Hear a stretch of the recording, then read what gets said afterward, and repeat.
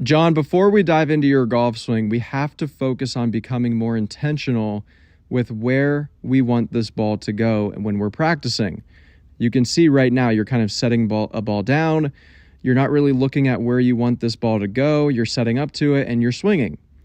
So what I would rather you do is be extremely intentional of where you want this ball to go. Pick a target, aim your club face at that target with an alignment stick, and then aim your feet, knees, hips, shoulders, and body parallel to your target line alignment stick. That's going to be first. Now, diving into your setup, you are standing very close to the golf ball, so let's scoot a little bit further away. As you take the club back, your hands are going to work out and away from you. Your hands are going to lift up too much. You're going to get too high with your hands and arms at the top of your swing. Your lead arm's above your shoulder plane. Your hands would be over the middle of your foot if the camera angle is proper. And then from there, you're going to start to loop your hands back and behind you as you shift into your lead side and start to rotate down. That is a really good way of coming down extremely steep. Where the shaft is now looking inside the ball, you're coming down on top of the original plane. Now it's time to make the compensation to move your head back, move your hips in towards the ball, and try to drop the club back down onto the plane late, which you do. But now it's time to flip your hands through and try to time that thing up, which you can see you're standing up and out of your posture and jumping out of your shoes.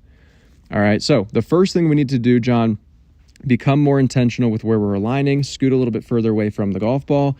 From there, I want your hands to work inside and around the turning of your hips, the turning of your body. So I want you to put a stick out 2 feet behind you, covering your hands from down the line. It would look just like this if you were taking a video from this down the line view. Your hands will work inside the stick. The club head would stay up and outside the stick. Okay, right now your hands would just work up and out and away from the stick, and your hands would lift up too much, right? From there, you can also use this stick drill as a downswing drill, and you would come down and swing underneath of the stick instead of coming down on top of the stick. Okay, that would get you shallow. That would force you to keep your back facing the target. That would force you to quiet your hips a little bit, drop your hands and arms back down in front of your body, and shallow the club back down onto the plane, swing it out to the right.